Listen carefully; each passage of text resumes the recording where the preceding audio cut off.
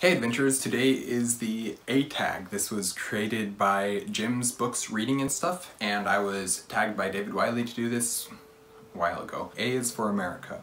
What do you consider the great American novel? I don't know that there's one definitive great American novel. I think there's many books that could be called the great American novel.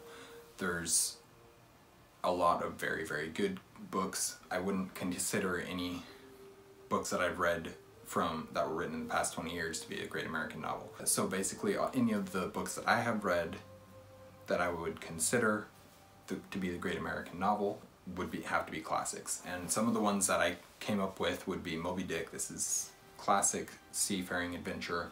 People are in America. It's great. Another one would be The Adventures of Huckleberry Finn. This is an adventure story in America. I think it's great. I don't know that I could consider it the great American novel. Or the one that I kind of, my mind instantly went to that I thought, okay, this would be the great American novel, but I still am not sure if I think it is, but that would be Uncle Tom's Cabin. I think this is a great story, but I don't know if it fully encompasses everything America has to offer. It's a great book and everybody needs to read it, but I don't know if it could be considered the great American novel. Again, there's too many that would fit into the running for this title. A is for arc. Which character in literature has the most interesting character arc?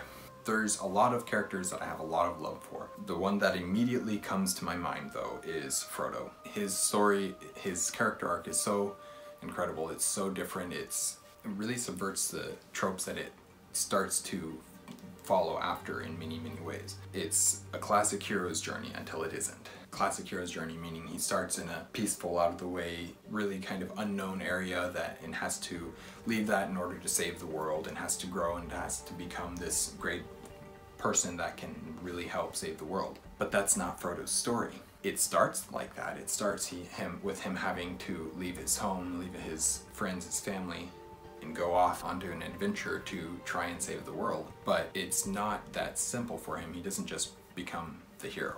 He fails, and he fails over and over again. That's his whole character arc, is he fails yet pushes through and continues on until he gets to the end and he fails. He can't complete his quest. It's not him that completes the quest. He has to have the help of others. He has to rely on the help of others in order to complete the quest over and over again. And then when it finally comes down to it, he cannot complete the quest. In that way, I think it's one of the most interesting character arcs, because we want him to be the hero, we want him to be this great person and character and everything, but then he's not, and it's really interesting and really well done. A is for Australia. What was the last book you read by an Australian author? Honestly, I'm not sure. I would be very surprised if I haven't read a book by an Australian author, but I can't think of one. I don't really tend to know the nationality of the authors of the books that I read. I just read the books. If I'm interested in the book, I read the book. I don't really care too much about what goes on outside the book. So I would be very surprised if I haven't read one, but at the same time, I can't specifically say, oh, this one. I know that I've read this book by this Australian author. It's kind of unfortunate, but it's true. A is for Austen. What do you plan to read for Jane Austen July? Well, July is long past, and I didn't read anything for Jane Austen July. I kind of failed. I got tagged in this before July, and then I didn't do this tag for a long time, so now it's kind of too late for it. I've only ever read one Jane Austen novel, and that was Pride and Prejudice, and I did not like it. It did not work for me. It was boring, slow, just did not work for me. I am interested in reading some of her other works. I don't know when I'll ever get to them because they're not super high priority, because I didn't love the first one that I read. A is for automobile. What is your favorite literary automobile? And I believe when David did this tag, he kind of was just like, well, I don't really have a specific automobile, so I'm gonna use this other, just whatever means of transportation type thing. So I kind of went with that as well. Stayed a little bit more in lines with the mode of transportation that has mechanics and technology incorporated into it, and that is the flying machines for Mistborn Era 2. I don't understand how these things work. I really need to reread Mistborn Era 2. I don't understand them at all, but for some reason I thought they were super cool. So we'll see what happens with them, but at the moment, that was kind of the first thing that came to my mind in terms of like an automobile. A is for anonymous.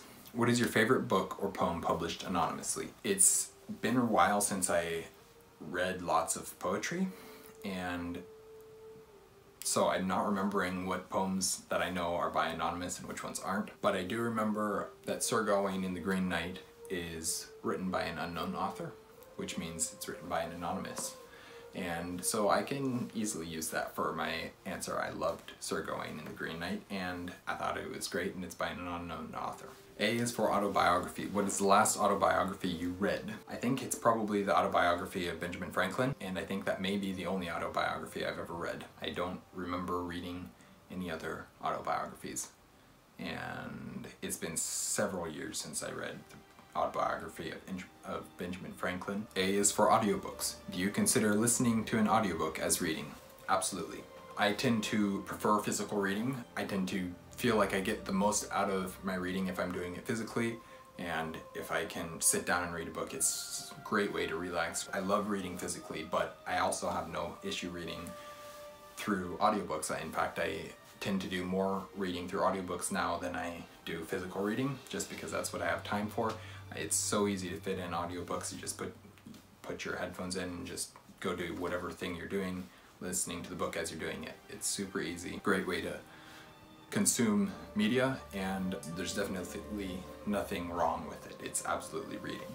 Each person's brain is different, and they learn differently, and they understand and comprehend differently, and some people comprehend better through hearing than they do through seeing or reading, physically reading. So it totally depends on the person whether they consider it to be a good way of reading for them, but I do think it's perfectly acceptable way of reading. So those are the questions for the A tag.